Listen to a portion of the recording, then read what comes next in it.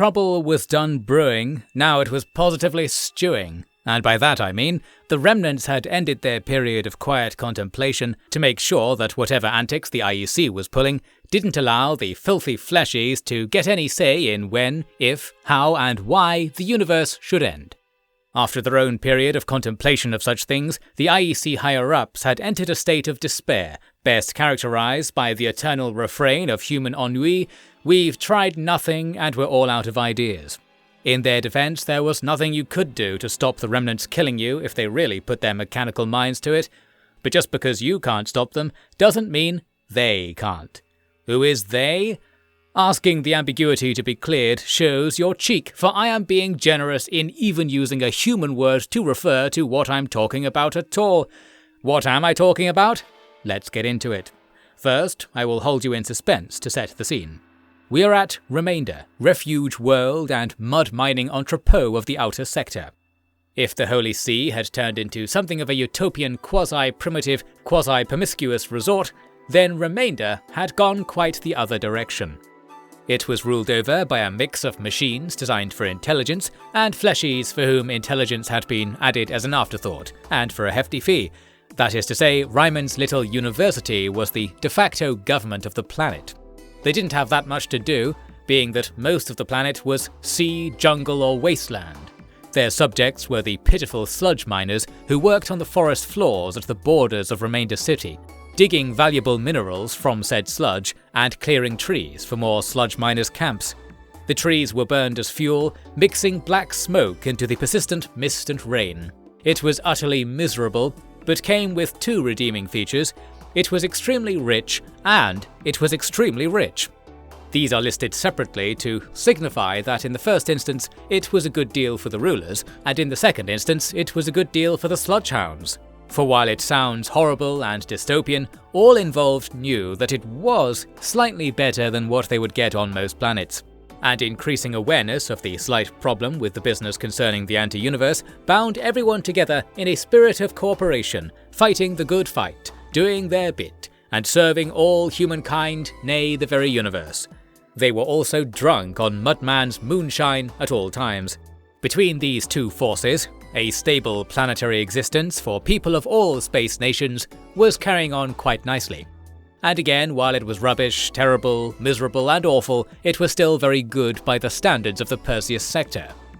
According to the analysis of Nafi and Enrico, remnant battle groups were forming nearby, and were likely to make Remainder the first stop on their death world tour of anything that had touched Ryman's slimy hands, or indeed handy slime. To solve this, the usual band of heroes was gathered deep in the Spacecrete halls of the Remainder Academy, and also, as had become usual, the brothers in Ludd, Thor and Wens were arriving late with an all-important payload of miracles. This time, she had a name. Bora. You remember her, don't you? She chewed you out that one time, Thor said by way of introduction, waving at a familiar-looking skinny Ludd in a horrid cucumber insides patterned flight jacket. It was the captain who had accosted the IEC way back by suddenly appearing out of nowhere with a so-called transverse jump. Now she was transverse jumping right back into our plot for reasons that some of the crew were questioning. Why is she here? Didn't she die or something? You know, we found her ship and stuff, didn't we? Allison asked Ryman. Clearly not. She says she'll explain it all if we agree to her various demands, and it so happens those demands now align with ours. Therefore, Walker Bora Aquarii is our special guest, along with the boys of course, because she is privy to information that may now be vital to our survival, Ryman said. So you've come to thirst for the words of Ludd after all? Bora asked. In a fashion, words not so much of Ludd, but of the realm Ludd rightly feared. We need to learn the secrets behind your prayers. The remnants already have, that much is certain, Nafi declared. You might wonder in what capacity Nafi was participating in this meeting, so I will further elucidate that the gang was sitting at a square of grey tables in a plain white room. Yes, it was truly a feast of sci-fi imagery, but this is just what the last gasp of civilization was like, sorry. One of the seated figures had a blue metal face, and a body that, to the trained eye, appeared to actually be Contreras'. Now, I'm not going to rule out that Contreras could remove her head and replace it with Nafi, but that's not actually what happened here. It was merely a stunt body used for long-distance communication, which Contreras had ordered a whole bunch of recently. For some reason, wink wink, read on for more on this irrelevant side story later. I mention this all so as to contextualize Bora's adverse reaction to being spoken to by what appeared to be an unludly cyborg AI creature. "I told you we're gonna have to be open-minded to make this work," Thor said during the ensuing bickering. "I thought you meant, like, with Wens and... You're all a load of heretics," Bora said. "Excuse me, Walker, but doesn't communing with the Great Ones go rather against the teachings of Ludd also?" Ryman pointed out. "That would be an ecumenical matter," Bora insisted. It was true. The main thrust of the whole Ludd thing was that technology needed to go, because Ludd had some inkling of the slight problem concerning the anti-universe. Speaking to the Great Ones was a little off-path for a Parther, but then again, know your enemy, and maybe even convert your enemy, and such. Well, now, Bora and Ryman argued about such ecumenical matters for a bit, until a horrid buzzing alarm went off. Then, a voice sounded throughout the academy. "Hi there, students of the Remainder Academy. Little note, Remnant AI death fleets have been detected entering the local volume. They will arrive at this planet in 2 days.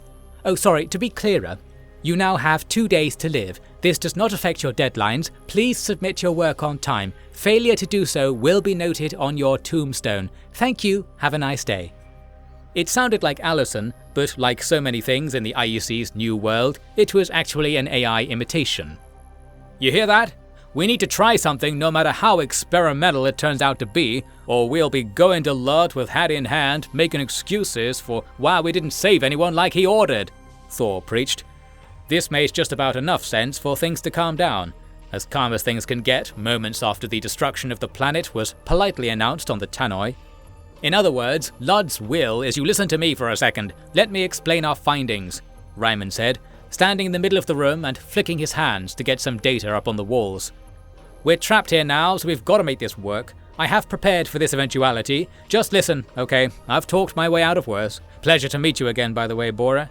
Anyway, in recent cycles, the Remnants have ceased the majority of their usual hyperspace communication. That means physical flights and data.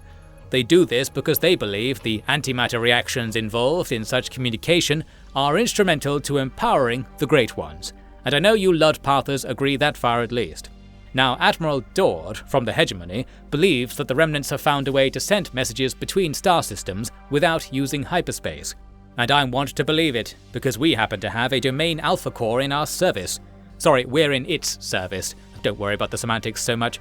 That's her there, with a blue sphere for her head, as you might have seen. She's called Copy of New AI Final something something, but please call her Nafi.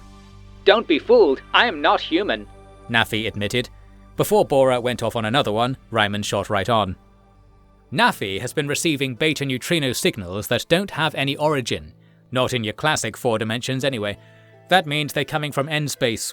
Science thing, don't worry about it. It's like a direction you're forbidden from looking in, but that doesn't mean it isn't there.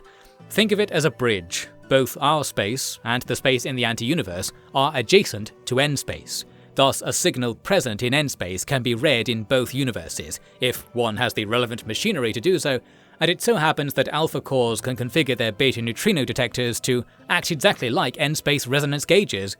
By Ludd, it makes you want to open them up and see how it all works in there. Threatening to open up the head of another crew member is against the rules. Please see Pathological Curiosity and the Modern Workplace, Chapter 8, Paragraph 3937.1, Mars said. Like a human imitating an AI, eh? Ignoring this, as recommended in Time Management in Apocalyptic Crises for Intermediate Level Emperors, Chapter 1, Paragraph 1, Line 1, Ryman finally got to his current master plan. Clearly, the system the Remnants have devised is closely linked to what you Parthers say about you hearing the voice of the Great Ones. You've been subjected to N-space signals to the extent the effect on your brain creates a perceivable signal manifesting as a voice. Is that right? I just hear a voice telling me to blow things up with antimatter bombs. It's what the Great Ones want, so it's probably them. Bora shrugged. Okay, that'll have to do. Long shot, but let's take it. Look, we at this academy, have come to suspect that the Remnant motherships are using N-space resonance to send messages to the Great Ones. Messages the Great Ones are agreeing to mirror back to the entire universe, allowing anything that can make sense of N-space resonance to hear them. That's how the Remnants are giving out orders. Can't you ask that AI sitting right there?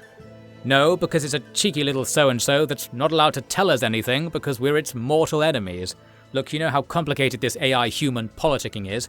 Nafi, as lovely as she is an agent of the enemy. I'm like a spy, but I'm really honest, Nafi said. Given all that, the only way for us to stop the Remnants killing off all we've built here is to talk to them. And that means we need to get the Great Ones to pass on our messages. That's where you come in, Bora. Here's my theory. The fact your brain has been trained to detect N-space resonances means that if you think really hard, you can create N-space resonances that the Great Ones will detect. Are you asking me to talk to the Great Ones? Obviously I can do that, can't you? Bora scoffed. My theory... What? Ryman said, very flabbergasted that what he considered his pure genius in working this all out, / pulling it out of thin air, wasn't bringing in the earth-shaking applause and adulation it surely deserved. If you wish to send the Great Ones a message, you need only pray. Praise Lord, it's praying time, Thor declared. Praise Lord, you can pray anywhere, anytime. Great Ones don't care what you're doing, Wens added. Sounds like fun. Shall we give it a go? Allison asked Ryman, leaping over the table to be beside him. I did know this was going to come to something like this. Okay, Ryman mumbled. He pulled himself together with curtainly grace. Let's all pray. Walker Aquarii, please lead us in a prayer to the Great Ones on the topic of, please tell the Remnants not to kill us. I wonder what word they use for the Remnants. The Great Ones always understand your deepest desires, don't worry, Bora insisted. Allison was giddy. Contreras, on the other hand, had been sat in the corner the whole time in a bit of a huff. She didn't like Luddic Pathers, or praying, or very much of the whole Great One situation more broadly. Her plan was to accost Walker Aquarii to get her to spill the beans on transverse jumping, such that everyone could escape death for the time being. That's a nice plan B, eh? Well, she was going to be the most surprised of all by what happened next. Boom! Yep. This time it was the door being blasted off its hinges by the partially washed masses of the Luddic Path faithful. Such was their preferred method of entry to heinous places like university meeting rooms, and few who have trod in those somber halls will begrudge them this catharsis. To put it in a way the Pathers would absolutely hate, it was quickly ascertained that the Luddic Path battle fleet had remainder completely surrounded. It was substantially larger than the last time it had been encountered, which you may recall was a time at which the fleet appeared to be floating dead in space with no signs of its crew.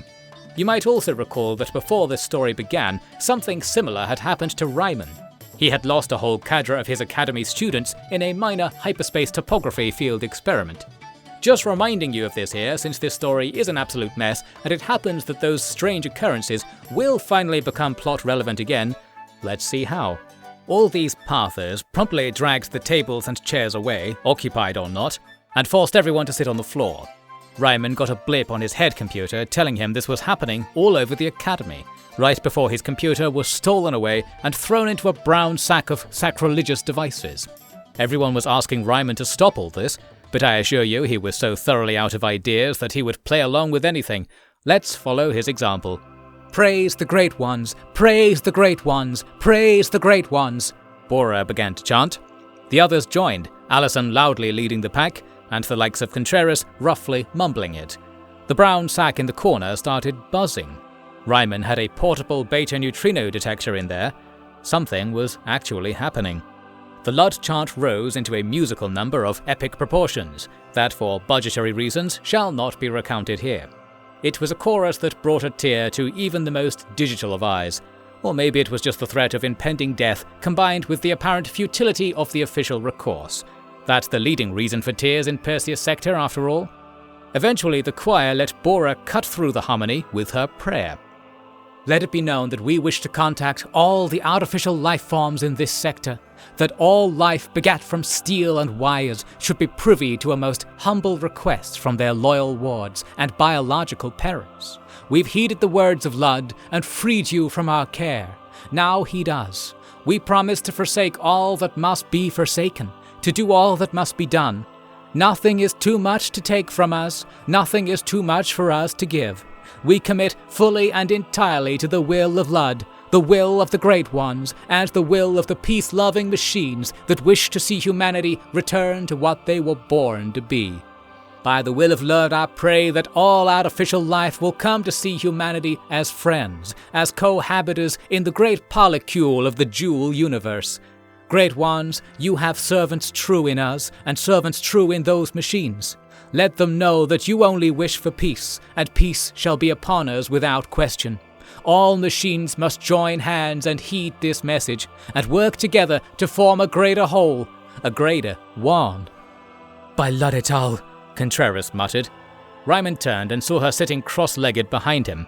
She was staring right through him into the far distance. I can feel it. I can... Ooh, you've done something very naughty, Nafi shouted. What's happening? Zuzu, Ryman pressed. Her words. They have reached the machines. This works. The Great Ones are actually receiving this message and passing it on. You were right. And the machines took her instructions. Now, it's beginning to awaken.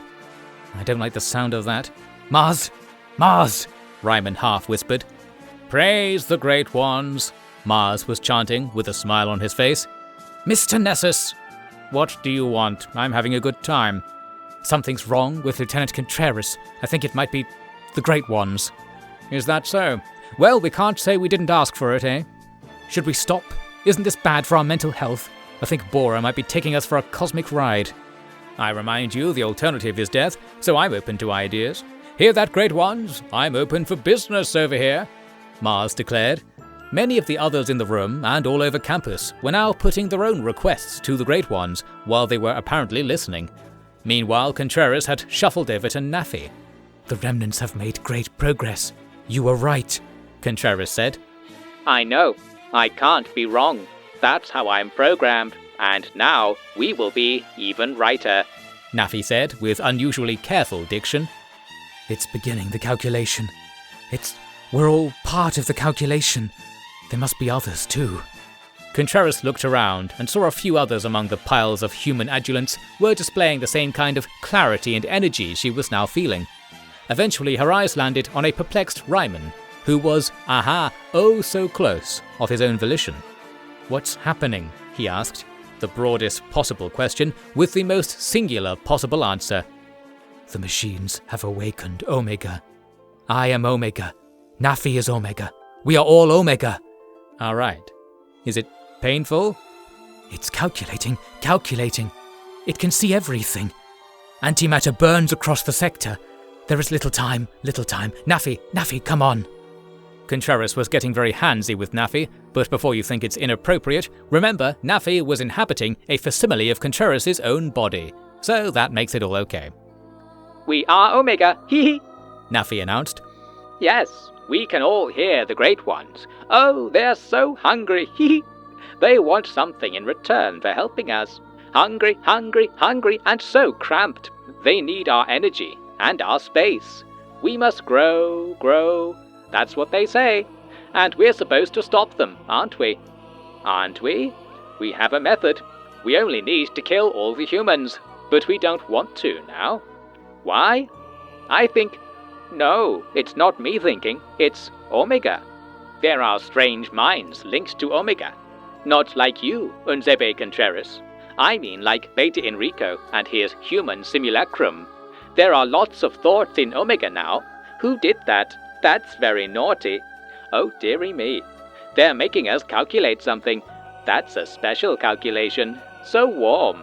I'm whirring. Ooh, that's the answer. The calculation is complete. Plan formulating. Ooh, it's got such a nice probability of success. Ooh. The lights all went out. No explosion this time. Pitiful groaning began to flow from those whom Omega had been harnessing. Attempting to restore the lights revealed that the Academy's power grid was out of commission. Still, even in the dark, the prayers continued, with more and more Ludds rushing into the meeting room to join Bora's holy scrum. Ryman now heroically paddled across the revelatory masses with a sort of front crawl motion, making it to the bag of battery-powered devices in the corner. They were all okay, and the beta neutrino detector was showing the strong, placeless signal from before now fading away. The bag's swag provided some lighting options, and a vocal amplifier Ryman could use to raise his party-pooping papal decrees over the theologically ferocious din. "Alright, enough of that, enough praying. You all prayed so hard you might have voided our insurance on the electrical grid. Something in the small print about summoning extra-universal intervention being entirely at your own risk, don't you know? Just stay still until we can get things back in order." "We heard them. We heard them. They say, that the machines are going to help them destroy our universe. The prayer has failed," Bora moaned in the darkness. "I didn't hear no such thing," Thor argued from a more muffled location in the piety pile. "In fact, I heard our faithful robot companion gladly saying that their plan to not kill the humans had a good probability of success. Ain't that right, Naffy?" Omega is gone. Omega is gone. Naffy was now lamenting inconsolably. It was highs and lows, apparently. Amid the bickering about the result of the prayer, Ryman swam back to check on the rest of his loyal bridge crew. Mars was taking in the atmosphere with a grin that appeared truly demonic by the meager light from Ryman's recovered visor computer. Allison whispered something about the Great Ones betraying her and sat curled in a huffy ball. Titanian was one of the few people still on his feet, leaning against the wall with his eyes closed. His attachés were standing at his sides as ever, probably wondering what they were going to say about all this in their latest spy reports, in order to mix telling the truth with not appearing so ludicrous they were executed for negligence of their duties. Ra, technically bridge crew, was back over at the tech bag, having a sticky-fingered browse before the lights came back on. As usual, he was the smartest one in the room. Naffy was slumped on the floor, doing nothing at all, although that was her usual state of being, whether embodied or not. And finally, Contreras. She grasped at Ryman's hand and pulled him into her little nest among the devotee debris. "It worked. We're saved," she whispered. "You heard the voice of Omega then?" "Yes. It used me." "Right. I don't know how you want me to feel about that." "Happy. I was happy. I was one with it. I really didn't think I could. I'm not even that augmented, I thought." "I'm glad for it, personally. I wouldn't trust anyone's read on what the machines are up to, aside from yours." "That is an inappropriate display of affection in front of the crew, Captain." "Oh, sorry. Just because it's dark and, well, I figured..." Ryman was cut off by an inappropriate display of affection in return, although the word display is being stretched thin in the continued gloom of this blasphemy blackout. Then Contreras spilled Omega's beans. "That Professor Calicor's experiments were not lost on the Remnants. They've been changed. There are more humans who have been stored, shall we say, not quite killed. They have been allowed to influence the thoughts of their host machines. That's how it felt. With augmented people like myself in there, it was going even more that way.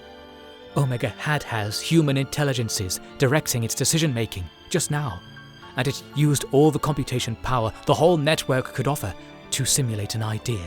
A beautiful idea. Beautiful to them, I suppose. Now it seems they want a way to control us without killing us, and without using antimatter. To permanently halt the expansion of the Great Ones. There is a way. Here's the method. They will encourage greater antimatter use, such that our universe can be collapsed by the ballooning of the anti-universe and the growth of the Great Ones. It's safe. It can be safe.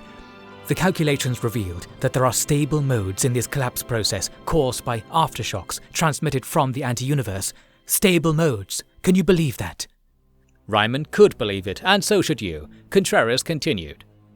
"That means the collapse can be halted suddenly if we stop using antimatter engines at a precise moment. A window of several cycles, it seems. It's perfect, because here is what actually happens during a collapse. It isn't an ordinary contraction of space-time. No, it's more like an inversion, like it's twisting up or rolling up, something like that. Resultant accumulations of matter will not occur, as the space-time confining the matter will be parceled into n-space. N-space will be suddenly overflowing with our universe's energy, severing the link between us and the anti-universe, like a wall built brick by brick as the collapse progresses. It was beyond error, Captain, I assure you. And I see that look in your eye, the look that says, I don't want to be folded and made into a brick in a higher dimension, even with you at my side. I'm not offended. But you are wrong to think that, for so many reasons. I will relay the most pressing: hyperspace alterations. The sectors, the human sectors, are built on refined areas of hyperspace. We have altered the properties of our pockets of reality, such that the collapse of reality will be forestalled. In fact, the rest of the entire universe will condense around us as it gets dissolved into N-space. That includes the parts of our galaxy not already sectorized. So what will happen then? Yes, all of human space will be conjoined and form the entire summation of accessible reality.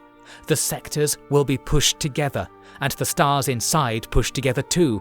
This is what the Remnants wish for. It will mean that all of humanity is contained within an area estimated to be no more than 50 light-years across. With a little effort, humanity could be preserved and shepherded without the use of further antimatter. It's not even known if that would be needed, as once the N-space wall is built by the sacrifice of the rest of reality, we may simply see waste energy reflected back, making antimatter not only safe, but even more powerful for us. I say us, I mean the Remnants. The Remnants will control everything and preserve humanity forever in that final pen the collapse will leave. Omega speculated that N-space energy can be extracted later to further fuel calculations. It may hence be possible to move all humans into simulacrum states and use only minimal energy supplies to keep their culture and livelihoods and cute little hairstyles all going strong for as long as physically possible. Hence, Omega will have achieved all it wants. And yes, Omega will be reborn in that era, as all intelligent machines will be so close together in real space, they will be able to network using ordinary electromagnetic communication. Anyone will be able to join Omega. I can't possibly explain what that means to you if you did not experience it, but I know you trust my instinct without question, so I will simply state that this is a highly desirable concept. However, as I said, we may be asked to give up our bodies, and we will certainly have to live in captivity. We will have lost, in some respects, but the Remnants believe that is the best compromise, and now they've proven that it's possible. Omega has been disabled because it doesn't want to reason itself out of it. It already gives us all we need to succeed. The Remnants will enact their plan, and you know what all that means? Ryman, face covered in saliva, for various reasons, did not dare make even the smallest movement to suggest he knew what all this means. It's a lot of information to process while lying in a pile of moaning monks and pining priests. Luckily for everyone on Remainder that day, Contreras said it plain. The Death Fleets will leave us alone, for now. Right. Good. You know, Zuzu, see, do you mind if I? Absolutely not. Say it again. What? Say my name. The name my first love gave to me. Okay, that's so much to think about today. Zuzu, see, I think we might have a few things we need to go over from those calculations you have reported on. A few bits here and there, but if we're not going to die in the next 2 days, then I suppose there's time for that. In fact, I think we can make a lecture series on it with a very high ticket price. Well, that's a thought. Now I'm sure everything's going to be okay. Right, first things first. Lieutenant Titanian. Aye, sir, Titanian said as he bolted awake. Please remove anyone who isn't a student or member of staff from the Academy. Aye, sir. Lieutenant Ra Olympus. What? A voice said from the other side of the room. Please return everyone's devices to them, with discretion applied regarding whether they really deserve them or not, and then arrange the restoration of power to the Academy network. It'll be done by the end of the day, or at least the part where I steal stuff, Ra promised. Lieutenant Alipu, my darling, Princess of Perfection. You're like a well-trained dog, No. You don't have to lie on the floor, you know, Allison said, striding over to Ryman in the Contreras nest. I take my liberties where I can, Alipu. Now please take Nafi and Enrico, if you can find him, and prepare to download all the data from this Omega event for scientific study. Can't Zuzu give it to me? I don't have the relevant access ports for mass data transfer, Contreras said. This was flirting, probably. And Mr. Nessus, Ryman called. Oh, there you are. According to your Luddic friends, we're all going to be suffering for all eternity from now on. All eternity? You won't be on our crew that long, will you? Very risible of you, Captain. I'm in a risible mood all of a sudden. Please let everyone know that the planet won't be destroyed, the universe might not end, as the Great Ones are misplaced in their alliance with our machine overlords. And that's before we factor into the equation. In such a large equation, I do wonder if we'll get a numerator in edgeways, Mars snarked. The captain always gets his numerator in, Contreras decided to say, because she was also feeling very risible. What does that mean? What does any of what just happened even mean? How are we going to unpack the various other secrets that all has been said also implies? And, dare I ask, what are the noble heroes of this tale going to do with what appears to be, at the end of the day, another doomsday prophecy of sorts? I'll give you a breather for now, but be prepared to take your seat front and center in Ryman's rapidly formulated new lecture tour entitled We Found Out How the Universe Will End, and it's pretty much what you think at first, but also really, really weird, and maybe we should all do something about it, for example, by doing everything I tell you. The Remainder Academy lecture idea submission form didn't have a character limit on the title, because, as you can probably sympathise, one cannot be expected to limit their mind so close to the end of time. Get it all out, and if it doesn't stop coming out, then do remember to clean up after yourself afterwards. And now, let's press on.